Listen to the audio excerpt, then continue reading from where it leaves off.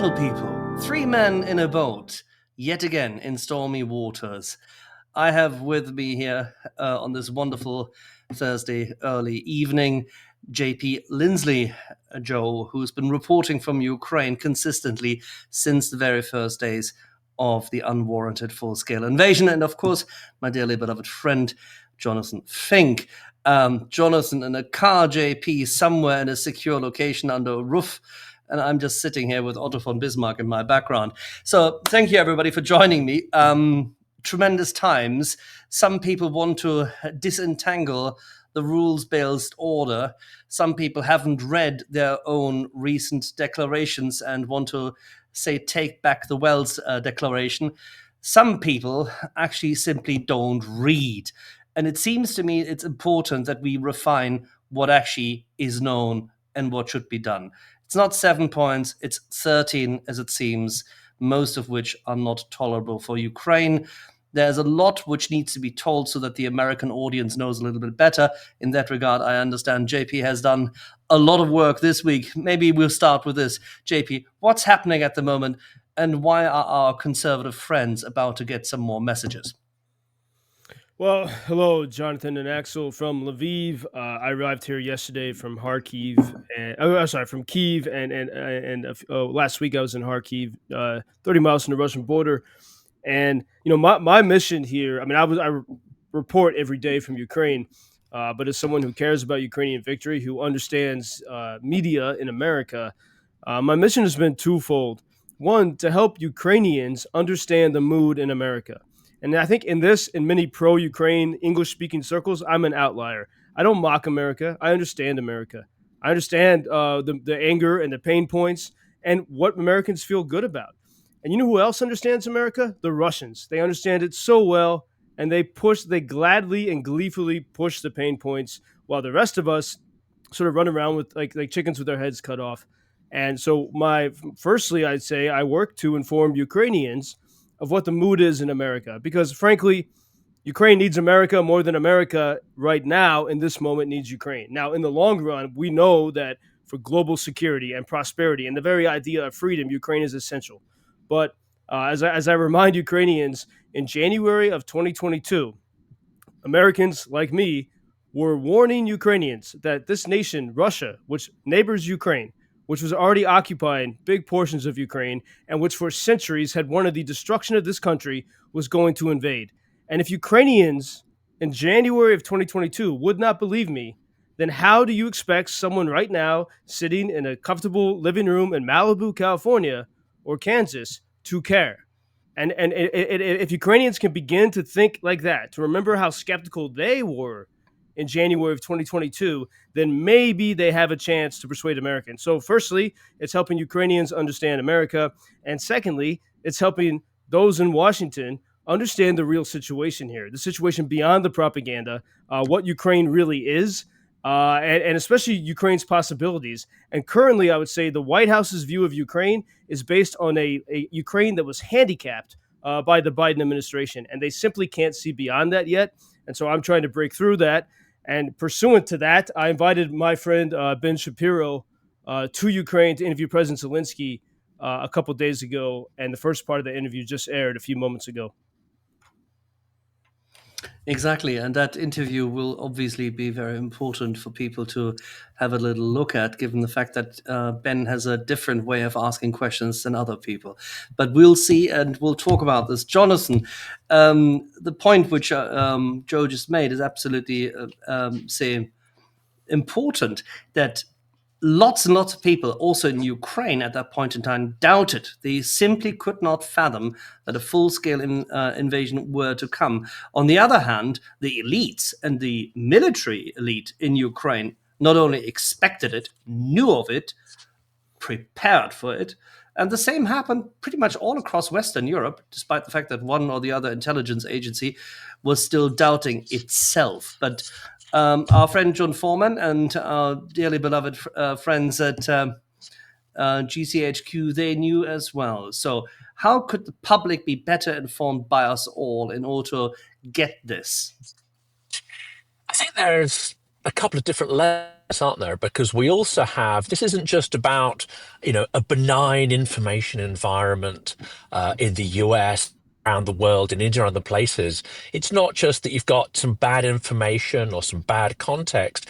You have a malignant actor, Russia, who is trying to pollute the information environment, who's trying to toxify it, who's actually led investment in that process, not just post 2022, but in the years and even decades prior to that. So there's a concerted attempt to poison the information well, to do this through sort of false narratives that confuse people, that disenchant them from the news, that make situations that actually have very little moral ambiguity. The war in Ukraine is a story of an aggressor and a victim. It's very, very simple. A country that wants to survive and become a democracy, and a country that's a dictatorship that wants to erase a country. It's a very simple story. So the role of propaganda is to make it appear far more complex and far more ambiguous. Now, this works very well in turning people off. As Joe said, Americans have huge internal problems, and countries do. The problems of globalization, deindustrialization, the problems of their own elites who are very much in by, I would say corporate corruption. And this is not just on the right. This is absolutely on the left. You have Democrats, you have corporate Republicans. You have a system where lobbyists can get a whole decisions made that are not in the interests of the populace or even local populations because they're able to buy the system. Well, this is the active environment for Russian disinformation. And unfortunately, it's been very, very effective at confusing and polluting. They also have assets and agents at work. I would class someone like Tucker Carlson as an active agent, knowingly spreading propaganda. That's why I find Ben Shapiro interesting. I personally, he's not my tea, but he doesn't seem to be the kind of paid speech contrarian like Tim Pool, Tucker Carlson, who I would say are either grifting or working knowingly for dictatorships' personal gain. Ben Shapiro seems to be far more interesting because he seems to sometimes challenge his own points of view. The fact that he went to Ukraine, and I haven't seen the video yet, but I expect he'll actually ask some interesting questions, much more interesting than Lex Friedman, especially when Joe has been, briefing him and helping to set that up. So I think this is maybe the first breakthrough in years to get this information out to a community that has been knowingly corrupted by a whole slew of Russian propaganda narratives. Joe, was your impression when you saw Ben on site? I mean, Ben is a smart cookie. He and his colleagues, who all came from, shall we say, the Friends of Abe side of Hollywood and were disenchanted. I mean, I do remember how this all came to be when they, say, combined themselves at the Daily Wire. And Jeremy Boring has been instrumental in making sure that there's a media operation which actually works. Tell us, what was Ben's impression? What was your impression of Ben? Well, firstly, I'll say, I just watched the first installment of the interview. I encourage people to check it out. Right now, you go to dailywire.com to see it, but then I think in time you can watch it on YouTube and on X. I'm a bit sad about it because Ben did a great job and everything was teed up. I don't think President Zelensky was prepared for it. And here's the reality that is very difficult here look, everyone's tired here, right? And understand, I'm tired. Everyone who's been here is tired, especially President Zelensky. He's in a very lonely position. But who's really tired of the guys in the trenches? And whenever I get tired, I try to remember that and say, okay, we can keep going. And we really have to fundamentally recognize that there is a new government in the United States. Kamala Harris is not president, and there's a new media environment, and that's really adapted and changed very rapidly. And you have to realize that because that's what you need to win. We need we're not going to get, a lot of people thought after that Oval Office kerfuffle that, Europe, because Europe started to talk so toughly. It's been a while now, several months. We're still waiting. And as I say here, to put it starkly, you're not going to get F-16s from Luxembourg. You need the United States, and you can have the United States because we know the Russian propaganda is so flimsy and weak. You just have to be smart about how you push through it. And I think look, if you look at this, very simple like this. Look at President Trump. Even on Easter Sunday, his Easter message was mainly about criticizing President Obama and President Biden. It's very simple and transparent to see what he doesn't like. And he actually reflects the mood of the American people who elected him. And you know what? It's a home run for Ukraine. All you have to do is to say, look, President Trump, we agree. Joe Biden really hurt us. Not only did he and Obama hurt us in 2014, but they restricted us time and time again from winning these past 3 years. That's all you have to do. Because that's all they want in Washington. America is a Western movie. It's about getting vengeance. And I think one reason why I've had a lot of arguments with pro-Ukraine people, they're living in an idealistic world. I don't, especially after 3 years of war. I want to win. I want Ukraine to win. And I know what we have to do and how to reach the American people. And I know and respect the American pain points, which we can go into later if you want. But we have to deal with the world as it is, And remember, President Trump has, outside of the Oval Office, the mugshot from when he was arrested. Okay, so there is a sense of they want to invest, and I'll put it as neutrally as I can, investigate those who came before.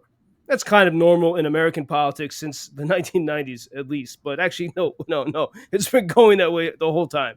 And I was just about to say, take Harding, take the Harding administration, which was mightily corrupt, and what happened then? Well, look at all the assassinations. I'm going to interject, Joe. I'm going to interject and be rather contrarian. He's been convicted of 35 crimes. Now, a normal citizen, whether they be black, white, brown, would be jailed for equivalent offences. And indeed, in France, multiple former prime ministers and presidents have been jailed through the legal system, not through perversion. Yeah, you can say that maybe, they pursue energetically because it's a political rival, but these things stand up in a court of law and due process is followed. And of course, people aren't looking when one of their guys goes to jail, but the rule of law should be applied to everyone, or else democracy is lost. And, I hear you, but Trump committed felonies and they were under in the judicial system under laws that are on the statute book, and so Jonathan, who's your audience? For those? Who you try? Okay, and you said should several times. Yep. If wishes were fishes, I mean, who are you trying? Yes. I'm looking at it as who has the keys to the weapons that we need to make the world safe and secure, to stop Russia. That's it. Who's got the key? Yes. And we can go deep. I mean, look, there are, again, I respect the American pain point, and there's a lot that has to be cleaned up in Washington, and some of that is happening, like our food, our poisonous food. I think RFK Jr., as Bill Maher and Bernie Sanders actually noted in a podcast recently, that's a good thing. Let's take that and be reasonable and build upon it and find connection points. But we're not changing the reality that we face. Changing human nature. That's winning a war is hard enough. All right, I'll leave it to some other project. I want to deal with what democracy isn't our task. Yeah. Ukraine winning, that's our task, right? Well, but and I would say, look, and I personally know, I know many people who work in the White House. Okay, I've known them for years, and I do. I know what they believe, what they want to believe, how they want to see themselves, and a little bit of how they see themselves. Okay, so working with that, let's say, how do we piece these things together? And we can also see, what the Russians do. The worst way to fight Russian propaganda is almost what I'm about to do right now, about to be guilty of what I'm criticizing, is talking about Russian propaganda. Because if you go to someone in America and say, hey, everything you believe is Russian propaganda, you know what they're going to say? They're not going to say, oh, you know what? You convinced me. They're going to say, oh, maybe the Russians are right then, because you just said that everything that I think I believe is endorsed by Russia. So you actually end up pushing them to Russia every time you say that's Russian propaganda. And the Russians know it, and they know they can do this so easily. And that's why we have to step back. We have to use interestingly, the virtue that Elon Musk, who's actually, I appear on his show once a week now on X. So, but I can still criticize and speak freely. The virtue that Elon Musk has been criticizing, and the American MAGA Christian pastors have been criticizing, empathy is actually the only way to fight back against propaganda. And you have to really, you cannot hate the people you're trying to persuade. And I think that's the first starting point for me. Totally aligned. I think was it Hannah Arendt has said that when empathy leaves politics, that's the surest way to dictatorship, civil war, all this sort of stuff. And actually, we had this long conversation in Kiev, in fact, in a crowded room, and it got quite heated. But I think the core point you and I were making was that empathy is at the heart of it, and if you can't have an empathetic conversation with someone who you diametrically disagree with, then we've got a serious problem. Yeah, I mean, it's that's Pastor the case with, Niemöller. oh, sorry, go ahead. Sorry, man. No, sorry. It's Pastor Niemöller all over again. When they came for XXX, I didn't mind because I wasn't. But when they came for me, there was nobody else to help me. This is the outcome of it. If you lack the basic principles of human life, and empathy is one of them, as a guiding light, then something is utterly wrong with you.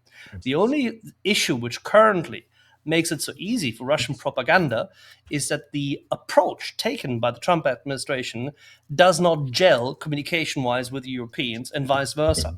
It is a fallback. You said it, by the way, it's very good, very well introduced with regard to the Western and the retribution. If you look at how European audiences once perceived the movie Shane ages ago, you can see the differences between what was then a significantly more conservative America on the one hand and a post-war Europe on the other hand. But the individual in Shane, who on the one hand is very, short shrift, very, very focused, and only pursues one aim, and that includes retribution and setting things right, that's not something Europeans can easily tolerate. They want a different communication to that, and they don't like the loud shouting, conflict seeking, shall we say, mixture of P.T. Barnum and the lone fighter. Well, but that's actually, the only but in issue. fairness, We need a bridge. We need a bridge. In fair, yes, but guess what? You can't build a bridge across an ocean, and that's the whole point. The immigrants who went to America, no, seriously, the reason why they went to America, they didn't want these wars. They're done with these wars, and there's a fair argument. But then they fought. But that's not. Come on, that's not fair. They were fighting wars themselves. Here's the interesting wrinkle that Ukraine has actually shown me in a deep way that we have violence internally in America, in our cities, and I think that's because we don't know our roots. So the one thing we gained, both the people that chose to leave Europe and the people that were enslaved and taken away from Africa, the one thing that was gained is that you had a manifest destiny, a continent without, after the Civil War, not wars like you have in Europe. But the one thing that you lost was your roots and the things that help you make sense of life on this planet, and that's why we have a lot of internal violence. But before this idea of empathy, we're looking at it in different ways. You're looking at, as you just described, I think, empathy as something you want other people to have. I'm looking at empathy as a, and this is why I go up to that great philosopher, Edith Stein, brilliant philosopher in the School of Phenomenology. She studied under Husserl in Freiburg in the 1930s. She was killed at Auschwitz by Hitler. And for her, empathy is a science, and it's not something you want demand other people to have. It's quite the contrary. It's something, if you want to be the person who understands, you must have, and you use it there's actually a process called bracketing your own biases, or the transcendental reduction. And what you do through that is you understand the people you want to persuade. So we look at Russia. Russia is beyond, we've seen their behavior. It is beyond an empathetic situation. But I still hold out hope, and I know it as an American, that America is not Russia. And I can see some tendencies where we could be on some kind of continuum there, but America can still be persuaded and changed. Look at President Trump's, one of the pastors kind of close to him, not super close as they made it out to be, who came here to Ukraine, who changed his mind. Like, I know the American people. I know the people in the White House, and I know the goodness in their hearts. I know a lot of them simply lack information. They lack information, and they are focused on the things that bother them the most. And I know that because I'm using sort of this, mechanism of empathy to listen to them. And Well, this is. not many people on our side are doing that, but you know who's doing that are the Russians, because they don't I was care. about to They say don't care about exactly other that. principles. That's it. I mean, about to say that, Joe, I'm fascinated because you're one of the only. I mean, I've dipped my toe into this, but obviously I don't come from. I'm not a US citizen, so it's more difficult for me to sort of create that bridge, as you say. But there's this chap, Lev Polyakov, who is trying to create these fora whereby people who are in their bubble. They're not pro-Ukraine. They either think Ukraine is irrelevant or they're parroting other narratives which we could provide alternative stories to. And you go in and you have, I would say, an open debate with them and with an honest broker. Lev Polyakov is someone who is an honest moderator who will try to put both sides right when they are making assumptions or projecting a point of view without evidence. So it's a great kind of format. But you're one of the only people who's doing that.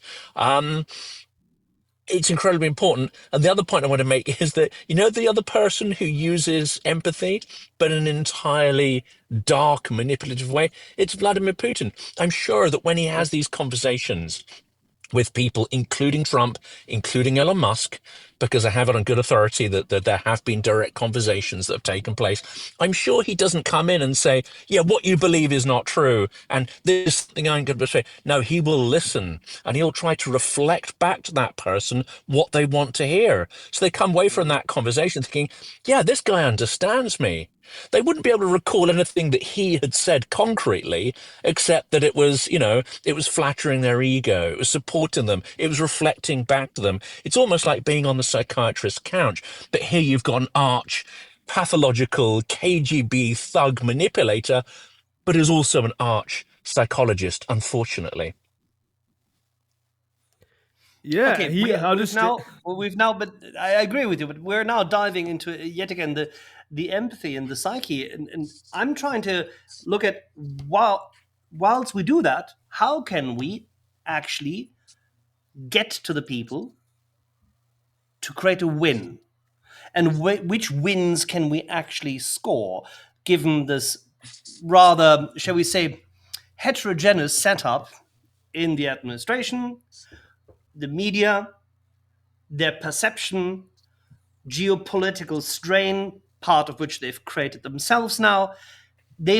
Is it possible that they might just be overwhelmed now and overwhelmed by what will be a market strain predominantly, but at the same time, like to turn away like an elephant away from the watering hole, that they couldn't really care less?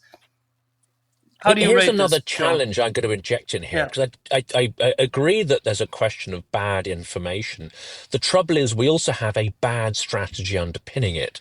And of course, I think what is also happening is they may be getting information that sort of contradicts what they would like to believe, what they would like to think. And, if there was no strategy, it'd be much easier to absorb that. But if it contradicts your core geopolitical strategy, it's a much harder, tougher sell to absorb that good information because fundamentally they'd have to rethink your strategy. That's hard work. That's difficult. It's complicated. And the core strategy here is that China is the main enemy. We're in a race with China to develop not just sort of geopolitical strength around the world, maritime strength, but also general artificial intelligence. There's a two-horse race. Russia's not in that one. Absolutely not. It's a race between the US and China for that dominance of future technology and economy.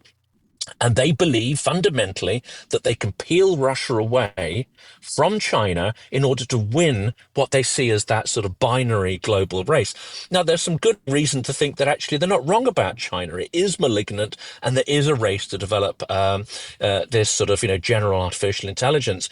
But of course, Russia doesn't operate like that. It operates on a divide and conquer. So they will not become your friend. Or if they pretend to, it'll only be temporary. So this is a two-pronged question to Joe. Yes, we need to inject good information in there, but we also need to question the strategy that will prevent that good information from being absorbed and internalized. Of course, and as from one of my favorite television shows of all time, Yes Minister and Yes Prime Minister in the UK, the whole thing about the civil servants giving stacks and stacks of papers, and you hide the important information, and everything's about how is the narrative crafted, who are your advisors. For example, General Kellogg, who's a good guy with a kind heart, is Trump's Ukraine Hmm. envoy, but he's an armchair guy. His daughter does great work for Kyiv. Respect to the family, but he's an armchair guy. He's not vigorously making the argument. His Hmm. arguments are weak, and so he loses out. That's why we don't hear him anymore, because he hasn't said anything compelling. And I also see this from the Ukrainian government side. They're almost shy about their successes. They never claim their successes in the Black Sea, and so Yeah. because of that, Witkoff, the envoy to Russia, was allowed to say that Ukrainian ships and Russian ships will stop firing at each other. There are no Ukrainian ships, but no one knows that, and Ukrainians are not selling that story. We had a whole winter here where we had power and electricity. That's a success, because all the headlines last fall were that it was going to be a medieval winter in Kyiv. Well, it wasn't, and they should have claimed that success, and they haven't. So part of the Yeah. storytelling Yeah. problem and information problem is squarely on the shoulders of the government in Kyiv. Squarely. That's Mm. important to note. But when we look at the situation in Washington, I think, like, even if, like, I agree that China is a threat and a problem, and that's one reason why I think it's super important to pay attention to Ukraine, because here's where you see the incredible drone innovation. And Jonathan, as our friend Deborah Fairlam, who runs Green Flag Ventures, bringing sort of Miltech investments to Ukraine, she keeps trying to, as a voice in the wilderness on this topic. The Pentagon is not ready for China, and Pete Hegseth has no clue about all of the how the American drones that are sent to Ukraine fail. They have a huge, massive failure rate. Yes. And then the other thing, They're the current redundant bureaucracy. technologically. By the time they arrive, they're several months out of date technologically. They cost multiple orders of magnitude more than the agile Ukrainian drones. I mean, you know this, and Deborah knows it. I don't think there's that many people who really understand, that evolution of technology that's taking place. The other idea here, Well, Joe, and I really, yeah, sorry. let's finish that one off, and then I've got another one for you. Well, I just want, because it's not just that the American things are not ready for this, but in Ukraine, because the Russians are always adapting. Because you always hear that counter argument. Of course, they're adapting, and Ukrainian soldiers to the front. We buy lots of drones, so I'm pretty familiar with this.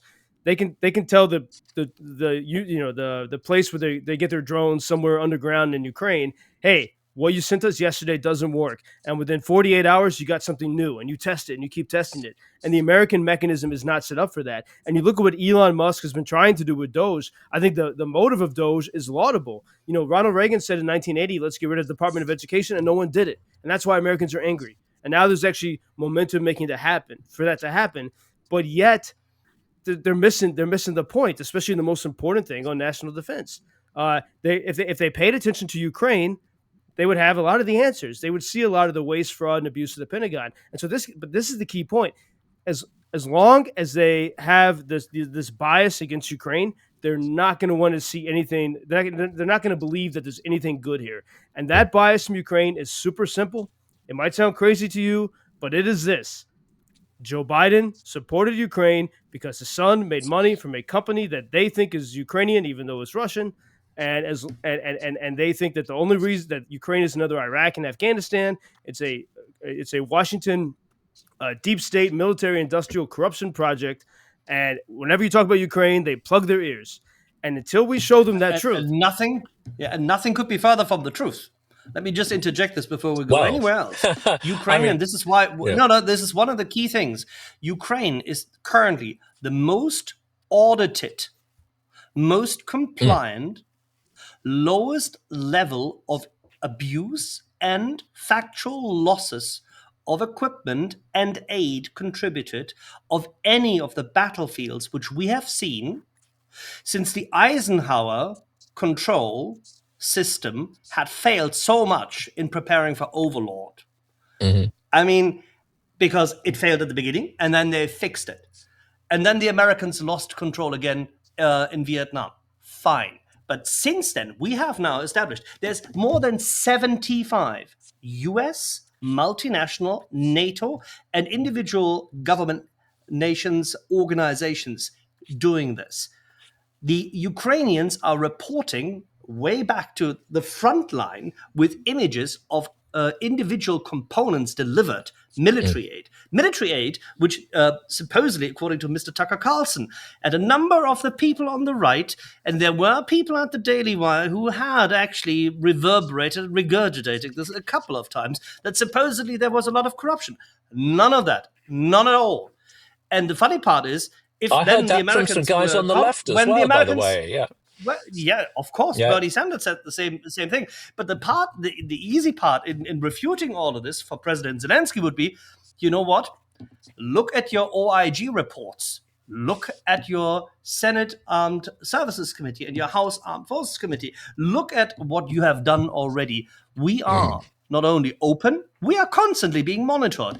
And this is where Joe is right. They are not crafting the message correctly. Yes, they are not that's right. addressing the concern. And if you look at Town Hall, the right-wing media place, there are a number of veterans there. There's one we all know, a lawyer who doesn't mince words.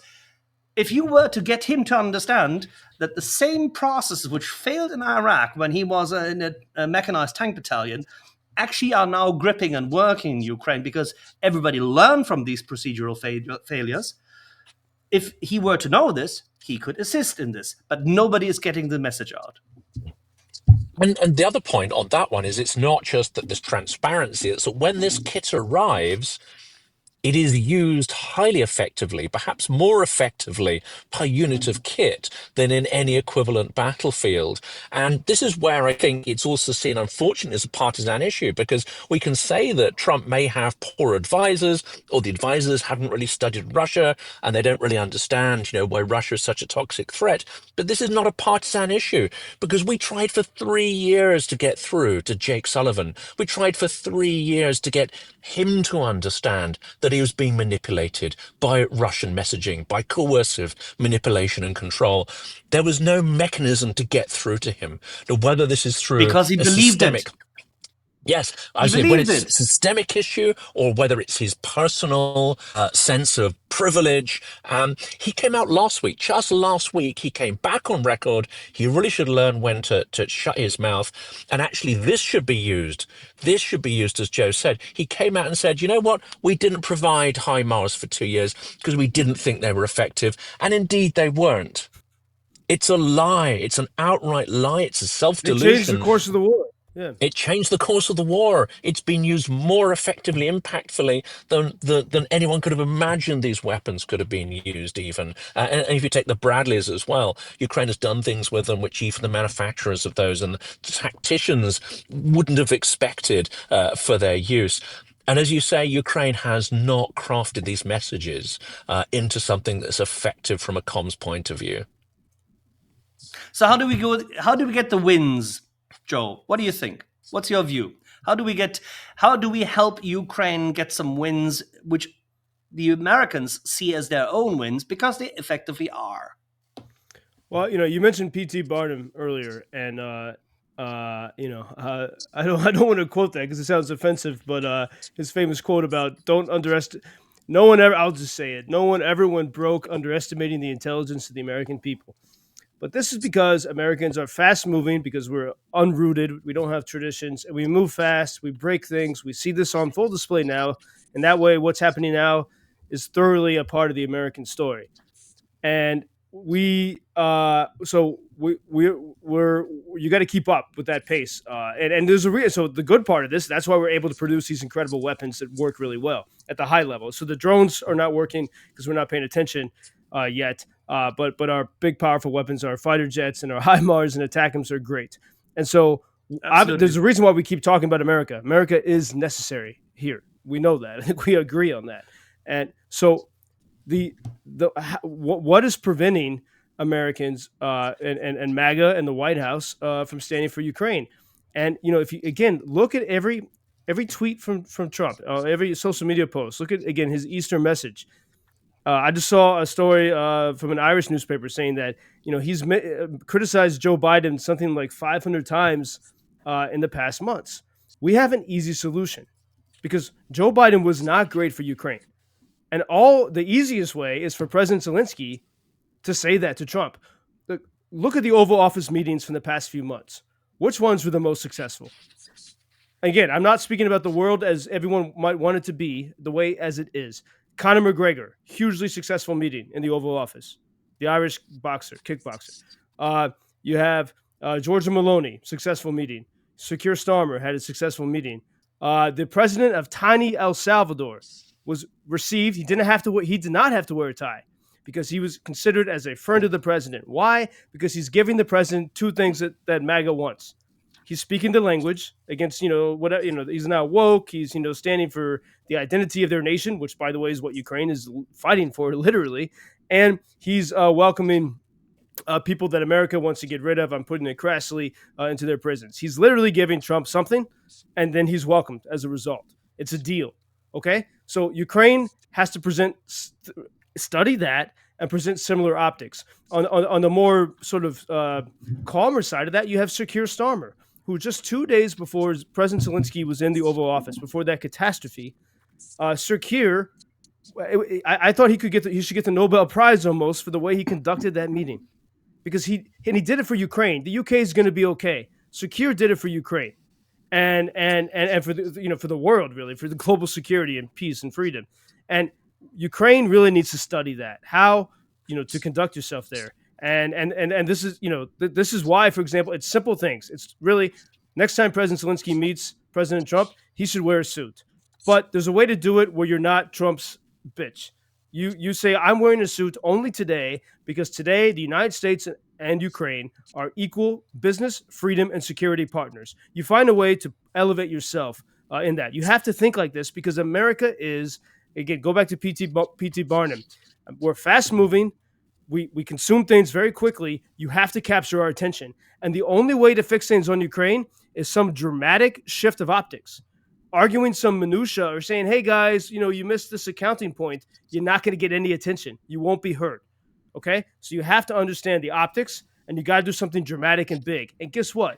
Zelensky, I know he's tired now, but if he remembers, what he was before, he is a showman. He's an entertainer. He's a comedian. He knows how to use humor. He does have this ability, and probably in a much more powerful way than Conor McGregor does. He just has to harness it. Secondly, you need to put these things together. You have to give Trump specifically what he wants. And we know what Trump wants. He's made it quite clear. Dirt on the Bidens. Just do it. And guess what? We have it. Because Joe Biden's son made money from a company that the Ukrainians kicked out of their country in 2014. The CEO of that company was the ecology minister while being CEO of an energy company.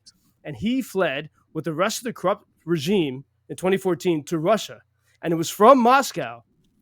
And this is congressional testimony has all of this evidence too.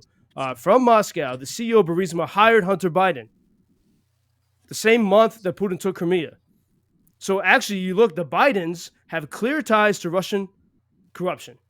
And is it any wonder that that Joe Biden held Ukraine back? And if President Zelensky says those words and gives a dossier, as it were, to Trump, it's a golden ticket. But the Ukrainians won't do it because for 3 years, they've been so used to talking to a different administration, and it's a habit. And they're surrounded by the elite media and elite Europeans, and they can't imagine how things have changed in America. They really can't. I think you can't blame. I'm sorry, you can't blame this on the Europeans. I have to be very clear about this. There is a significant amount of resentment across what is predominantly liberal, conservative, and conservative Europe as to the Biden administration's and the Obama administration's handling of Ukraine since ages. That was always there. There's also resentment within the countries towards their own elites, whether it is Ms. Merkel's failure to act, President Hollande's failure to act, the French-German axis in 2008 preventing the membership action plans for both Georgia and Ukraine when the opportunity was there, and Condoleezza Rice, of all people, had prepared it extremely well. All of this is there, but you can't blame it on the Europeans that the Ukrainians, who do not know, who really, in this administration, do not know, because they didn't have the whole years of Poroshenko meddling between the various forces, who do not know how to handle this United States, and their ambassador, unfortunately, did not quite get that either. So it's very hard to blame all of them. I'd rather focus on how to help them do it. I don't think that's a matter, by the way, of a suit. Mr. Vance goes to not only to India, but also meets with people in what can only be seen as a very specific nationalist Hindu garb. They have Mr. Bukele come into the Oval Office exhibiting trends of fashion which can only be described as militaristic. They meet Because Mr. they like McGregor. him. He's their friend, Axel. Yeah, I don't care. I don't care Well, personally no, whether I they care. like him or No, not. wait, Axel, I don't have as to, an American, I tell no, you this. No, I tell you, no, this is one of the most important things, and no one else understands it outside of America. I tell you, it matters. When I heard Trump talking about wearing a suit, I can hear the voice of my grandfather. You can get When you away don't with not. like people, then you have to wear a suit. My point is Again, slightly different. I'm not dealing Yeah. with the world as we want it to be. Okay, because I'm far I beyond agree. that after 3 years. I'm telling you the reality. If you're a buddy of Trump, if you're Conor McGregor, you can wear a leprechaun outfit. It's okay. But if you're seen, and Yeah. Ukraine has had such a bad reputation with MAGA for multiple reasons: Russian propaganda, MAGA tiredness, Democrats pretending that they were spending all this money on Ukraine, Joe Biden announcing $9 billion in funding that he should have given when Congress approved it in April of 2024, and waiting Agreed. until the hurricanes hit. And didn't, yeah. No wonder they're and so. And it's not Zelensky's fault, but you can either say I'm going to be William Wallace and just shout really loud, or let's be smart and let's try to win. Let's be Churchill, okay? And I'm going to bridge put the on a gap. suit. I'm not in I'm disagreement. I'm not in going to disagreement. bridge But the gap there. Okay. It's a failure of we don't, strategy but we don't because have to go there. You don't if- have to go to the radical assumption that you have to wear a suit when you're the enemy, or you can be Kid Rock on the other end. There must be some middle ground which normally is acceptable. that doesn't matter It because can't be just that doesn't matter either that sort of event blew up or it was pre-planned, and there are quite a few statements to suggest that it may have been pre-planned. If Zelensky could handle it differently, then he may have been able to move that situation in a different direction. The failure here is a failure of strategy, because if you go into that lion's den or that bear pit and you have a reasonably good idea of what's going to happen and what fate awaits you, and you've had very strong warnings from Lindsey Graham and Kellogg, which Joe mentioned to me. If you go into that scenario unprepared, then it's a massive strategic failure. Fine, go in there dressed in a military garb if you want that fight on the public stage. Now, that's a strategic choice, and there may be valid to do that. But he didn't go in there seeking a fight. He didn't go in there prepared for a fight, but he was warned that a fight was going to happen. That is a massive failure of strategic purpose. And he did not stay calm. And he did not stay calm. That was the main issue from my point of view. Let's dispense with a suit. If you would have remained calm and took it, like Muhammad Ali, take all the punches, you come out at the very end winning and signing the document, and therefore not giving an open flank. That was my whole point. I don't mind Kid Rock coming into his underpants into the White House. I couldn't care less. Now, I've enraged my audience over the last 2 years by laying into Sullivan and laying into Biden. I think I was one of the first sort of, pinko, lefty, commie kind of YouTubers who massively laid into Biden. It upset a lot of my audience. They started accusing me of being a Trump lover. And when last year I started suggesting things that Trump could do to bring down Russia if he was minded to, I think that was a useful thing to do. But immediately that gets interpreted like, oh my God, you switched sides, you're a mag. It's nonsense. I like Joe's argument about Burisma, but here's another one we should try. And for me, this is even more devastating than corruption. And that is that Joe lacked the leadership. So when he was asked by Ukraine, that we need this, this, and this, and it was validated by US military and the Pentagon and so on. And then Joe decided to give half of everything that was asked for. Was he doing that because he was corrupt? Maybe. Was he doing it because he lacked leadership? And actually, he was just ticking the box. He wasn't doing this to save Ukraine. He was doing this simply because he had to do something under the weight of pressure from parts of his base and from international opinion. He's just sort of following doing a sort of join the dots. I think the failure of leadership is actually more catastrophic. This mindset, this managerial mindset, that just means you're just running through the motions. That for me is even more devastating. And unfortunately, we have a lot of European leaders who are doing that same thing. Like, if I didn't do this, I'd be criticized. So let's do the bare minimum to make sure I'm not in the spotlight. That is the devastating failure. You will never deal with Russia through half measures. Jonathan Peace perfectly through said. strength is a good slogan, but how do you get it? Joe, give me Well, some pragmatic measures, what you think would work in the coming days, given this 7+6 plus whatever kind of point plan, which is already dead on arrival. The most pragmatic thing, if we realize where the center of power is in the free world, and what's going to change this? Europeans have moved too slow. Sorry, or they're too small. The ones like your country who want to do more are doing all you can, and you're punching well above your weight. But the countries that could do more are still moving too slow. We need American support that can turn this around. We have also seen, and another thing that people don't consider enough, there's a possibility where America could become an enemy, in which case I get my Irish passport, but which America could actively help Russia. We should be very mindful of that fact. That's Oh yeah, I yeah. think I've talked about that a not enough lot. people Absolutely. think about that. It's a And real risk. and Real risk. But we've discussed exactly this topic here many times. Yeah. Completely with you. So what should we do in So- the few days we have? Because Merz will not be chancellor before the 6th of May. So there's a huge gap. What is communication. needed is an optical change. And the good thing that the Americans are fertile soil for this, because we're a sort of evangelical nation. Yesterday I was blind, today I see. This is why we like conspiracy theories.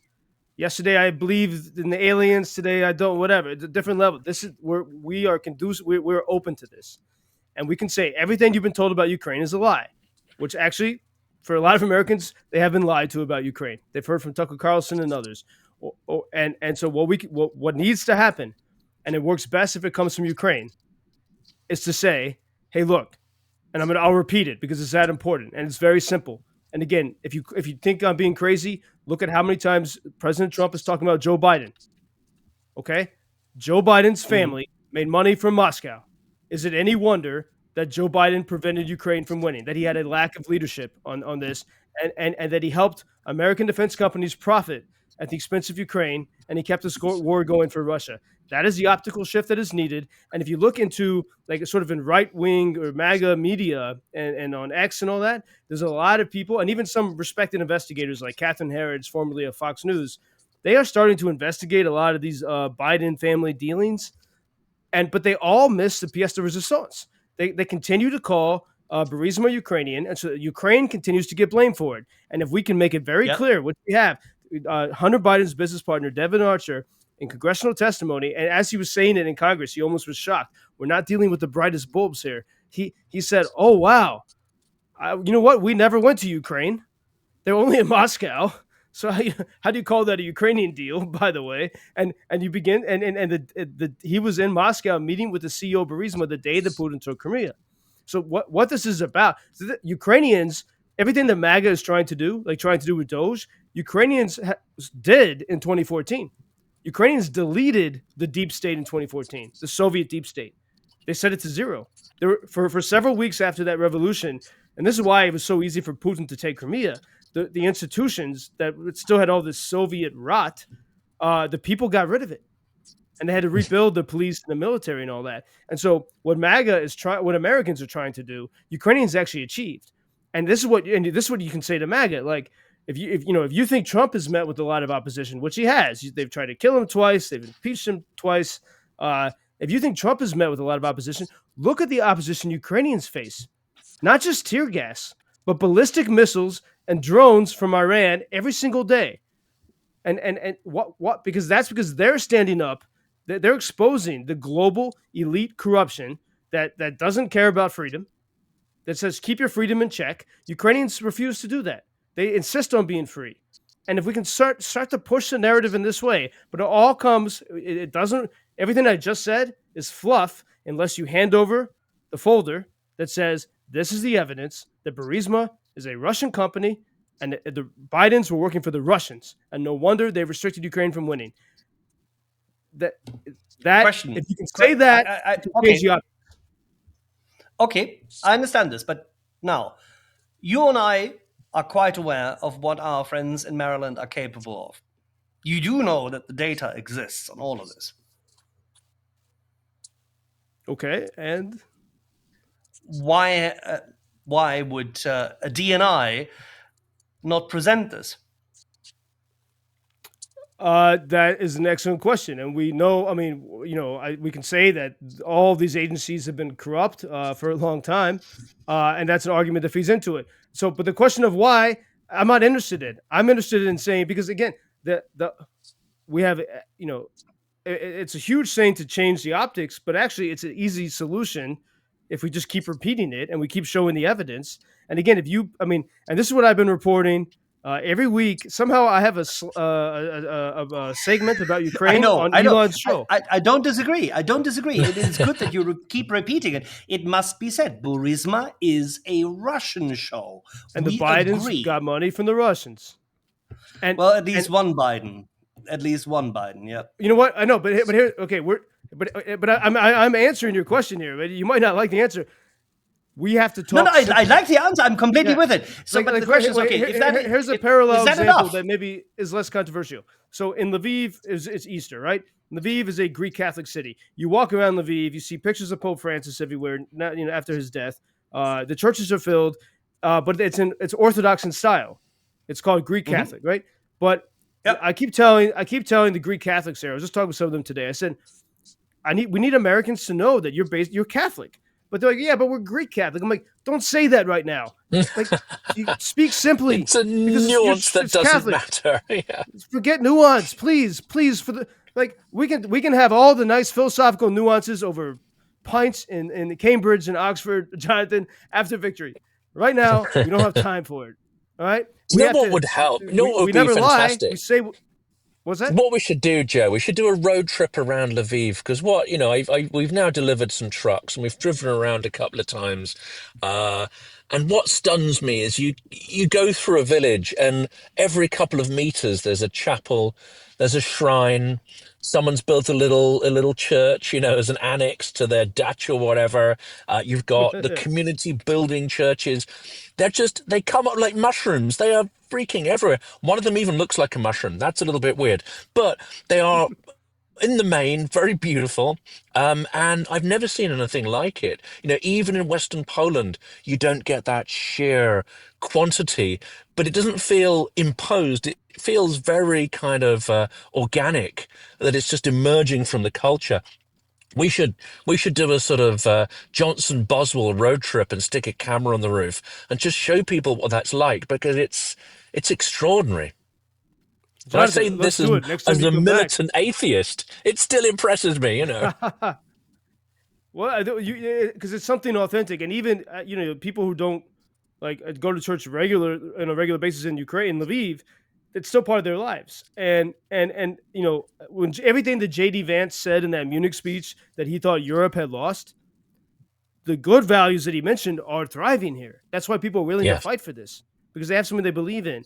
And so we do need to show these good optics, but I still, and we're not doing a good job of that. I mean, and I guarantee you, if you ask BBC reporters or New York Times, is Lviv Catholic or Orthodox? They'll say Orthodox because it looks different to them, but it's not. It's Catholic. But even then, we let's do it. We must do it. But I also say this, and I know this, it makes me almost sad or sick to say it, but as long as the Ukraine is tied to the enemies of MAGA and of Trump and those who now lead America, as long as the story of Ukraine is tied to Joe Biden and Burisma and Hunter Biden, as long as that happens, we can talk about all the drone innovation that's happening. We can talk about how culturally strong Ukraine is and all the crowded churches, and nothing will matter because remember, watch any Western movie. That's America, especially right now. And we have the dirt, and it's factual. You are consistent with a lot of analysts who highlight on a regular basis and people who've been in the administration with him, whether it's H.R. McMaster, Ambassador Bolton, it doesn't matter. People who know him intricately and have worked with him who highlight that his personal relationship perspective, alongside with his long-standing views, and when we talk about personal relationship, his perception of relationship is substantially more important for slightly more impulsive decision making than anything else. And if actually, that's but the this is why case, he's you might very well be right. Well, this is why he's president, though. But here's an important thing to add: it's not just Trump; it's American mentality. Okay, and you know that, and I know a bit because one of my mentors was Roger Ailes, who was a master manipulator of American mind through media, because he understood these things. He understood he understood the empathy project. What do people want? What do they feel? What are they sad about? And Trump understands that. And after that Oval Office meeting with Zelensky, I asked people in Kyiv, high level people. I said, I'm sure before the meeting you guys watched The Apprentice, not the movie that just came out, Trump's show. No one knew it. They weren't prepared. Every meeting and the next time Zelensky meets Trump will be the most consequential episode ever of that reality TV show, because that's what it is. Well, that meeting is happening now at the funeral. Yeah, well, when there's that, it will be. Yes, and you're right. Actually, I'm glad you point that out. That's an opportunity for every interaction point is an opportunity. But you have to realize that Trump is cognizant in that. Like, why does he do this before the cameras? He's cognizant of the audience, the American people, and you have to make a case to them. And so Ukraine has to realize that you're sitting in that room and you think you're only talking to Trump or to JD Vance. No. You're speaking to the people of America. And Trump is sitting in that Oval Office because he knows how to do that.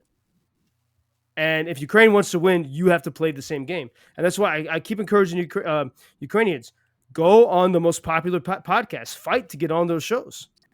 I know it's difficult, but right now there's no Ukrainian presence. Ben Shapiro will be sort of the first one, but it can't just be Zelensky. It needs to be. And in fact, when Ben came here, and I'll say this, like, I connected Ben to so many great people here, but the government tried to control it all, right? And this is bad because there are so many. There are entrepreneurs, there are warriors, there are school teachers who make drones after work. There's so many inspiring voices here. After 3 years, and Americans never hear their voices ever. And if we can correct that, then you have a chance really to show. I think Americans will resonate with Ukrainian voices. So we have to. Trump understands optics and television and internet and media and podcast. We have to do the same. All right, good. So we have now pragmatic guidance. Let's focus on the funeral, and because it's more than a media thing. Funerals, as we all know, is where families come together to sort out issues. Funerals, in diplomatic terms, are where people meet and actually talk. They have very few minutes. Sometimes these meetings tend to be very short, but there will be a summit meeting where Friedrich Merz, Emmanuel Macron, the latter not supposedly very Catholic, but Friedrich Merz is, potentially Mr. Starmer, if he is allowed to do so without opposing Bradford and Sadiq Khan and the likes, and maybe a few others, definitely Miss Maloney, who purports to be Catholic, or at least is sufficiently adhesive to the cultural symbols, will be there. And they will meet with both the president as well as President Zelensky. I would project that. I don't have no proof of it, but the surroundings of Friedrich Merz indicate that this is highly likely. Friedrich Merz at that point in time has no power, so President Trump would probably say you have no cards, but then he's probably dealing with the wrong person because he believes he's powerful. He is. He's the American president, but the German chancellor wields a different stick, and that's European industry, which converges upon what happens in Germany in the coming years. And he has to fix it. The Germans have massive, massive issues and problems, but they can fix it, and he can. He also speaks perfect English. He is a corporate lawyer. He's extremely fleet of foot. Emmanuel Macron is, his English, well, so la la, but still. Mr. Starmer is a bit of a, yeah, I leave that to my friend Jonathan, but he's a manager. He cannot. He's a bureaucrat and cannot, manager. You know, yes, he's, exactly. He's cannot very diplomatic, diplomatic, but yeah. And what's he actually done? And we know what he's actually done. You know, he's doing a strategic defense review, which will be dead in the water as soon as it's released. He is resisting pressure to even increase, military spending to the 3% of GDP. So he talks a good game, but he is And does playing little. that slow managerial, no sense of real crisis. I mean, Yes. that's not unique to him. This actually was a feature of previous conservative leaders, so it's a non-partisan thing, but it's not the characteristics of leadership that we need at the moment. Merz and, dare I say, even Macron are showing stronger leadership qualities than Starmer is, but he does get the diplomacy side, and he is actually behind the scenes renegotiating Britain's role within the EU, and it looks like we're going to throw our fishermen under a trawler or under a bus in return for being part of the European military defence procurement system. That actually is something we can say is extremely positive. Having Britain in that game, it strengthens European defence, and it takes us back on the path to closer integration with Europe, which of course is not what Russia wants to see. It doesn't want to see a strong EU. It doesn't want to see Britain. So there's pluses and minuses with Starmer's approach. That's what I'd say there. But he needs to move faster, and he needs to get serious. There is immense frustration within Labour ranks, and immense frustration within Lib Dems and Conservatives at the slow pace. So, this kind of political pressure, it can still affect change in Britain. It can. I hope it does.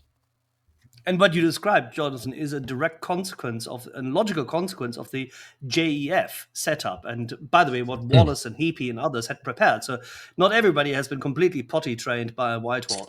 Now, having said this, Joe, what do you expect? What are the potential outcomes of that meeting at the funeral?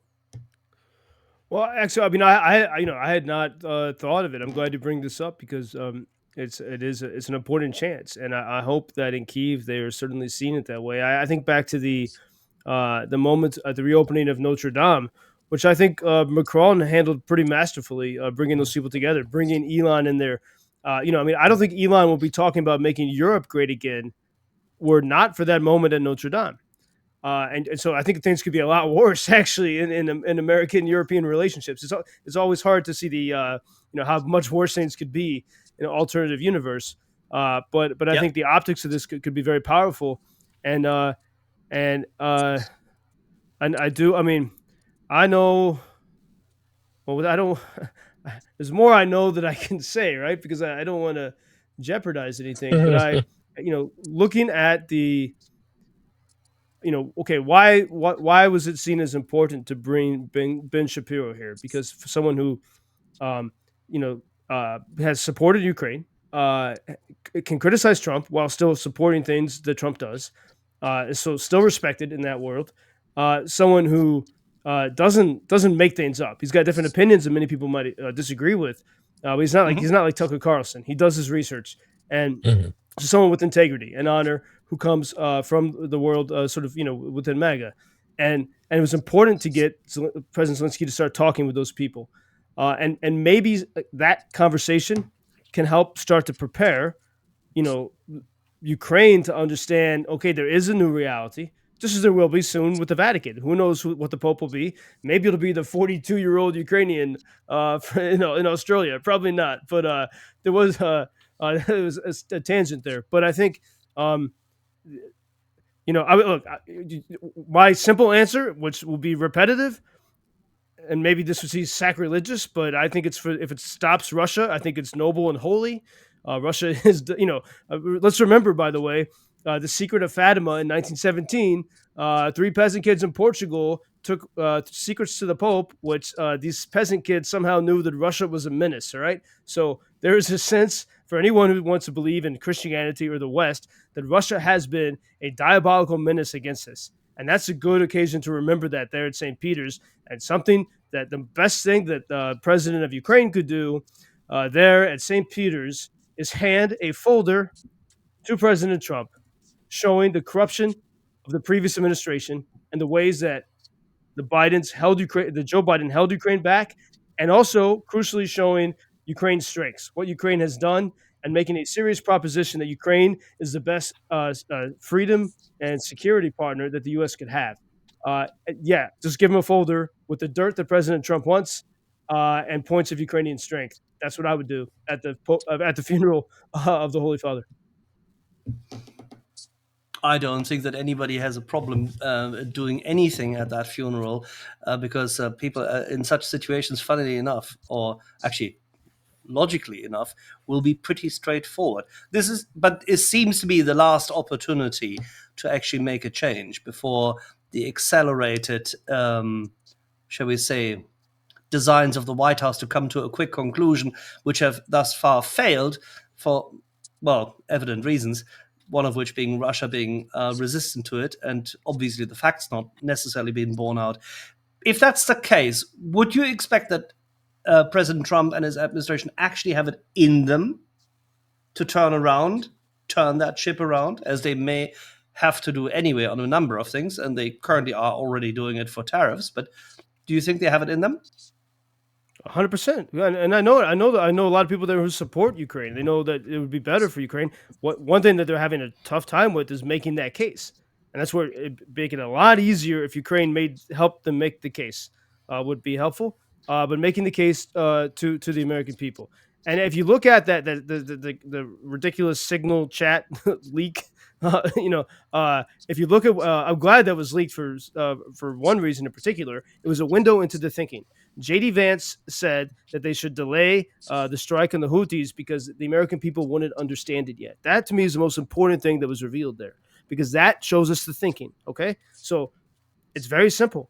If you want the White House to support Ukraine, make arguments to the American people, the people who elected them will support. In some ways, it's very democratic. We shouldn't have a problem with it. We just need to realize it and make the case. But let's remember, Trump as a deal, he wants a deal. He wants a win. I think he came into this thinking it would be, obviously, that it would be a lot easier than it is. Maybe he's starting to see that Putin is a bad guy. With the attacks on Kyiv last night, Trump tweeted about that. Maybe he's starting to see that. But again, we have to have this humility and remember, Ukrainians in 2022 knew the Russians were evil, they knew that they wanted to destroy the Ukrainian people, and they still didn't want to believe. We must have that humility as we speak to Americans to realize that they see things differently than we do, and find the connection points, give them what they want, and then once we do that, we can begin to show that Ukraine actually is strong, and that Ukraine actually can win. And right now is the greatest, most battle experience and most innovative army in the free world, which America really needs as an ally right now. Alrighty, Joe, thank you very much for that little window into what's happening there. We should be talking about, if you have time in the coming days, about the impact of what Ben Shapiro's interviews have done. I also need to obviously view him. You saw the first part, as I understand. Just maybe one line on it. Was it what you expected, or was it worse? Was it helpful, or was it just too much showmanship? No, there was no showmanship. It was genuine on both Shapiro's part and on President Zelensky's part. It was genuine. Maybe a bit wordy here and there, but it was genuine. And they did it outside of St. Sophia's Cathedral. And Ben, who's Jewish, set it up very nicely. He said, this cathedral is the heart of European Christianity in many ways, and it's older than Moscow, older than Russia. Is how he set it up. And in the hour or two before the interview, Ben attended a meeting of Ukrainian religious leaders with President Zelensky. And Ben reported on it. And it was great because the leaders were appreciating Zelensky, but they also challenged him.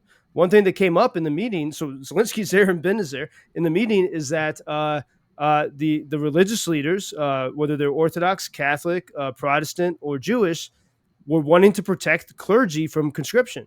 Right now, they're not. Members of parliament are protected and their staff, but not clergy. And so Ben witnessed sort of this democracy in action and the respect for religion in action. And that's how he opened the interview. The opening, his perspective was very powerful there. And I hope that could do a lot to dispel, the crazy lies that this is not a free country when actually, this is religion flourishes in Ukraine. And so Ben really understood that part and shared. So, and I think you see in President Zelensky someone who's absolutely sincere. And he spoke about the White House, that meeting. Ben asked him about it. And it took him a while to get to the answer. I know it's a difficult emotional thing, but President Zelensky said his job is, to defend the dignity of his country, and it was very heartfelt. We can disagree on the strategy of it, but it was very heartfelt. And anyway, I encourage people to check it out. DailyWire.com and Ben Shapiro. Please, he made a great effort to come here, and let's hope it leads to good things. Good. All righty. Joe, Jonathan, thank you both. We'll talk hopefully in the coming days after both episodes of Ben's interview have been published, and we may have already seen not some white smoke emanate, but in this case, at least the funeral take place, and maybe, just maybe, there is a silver lining. Thank you very much.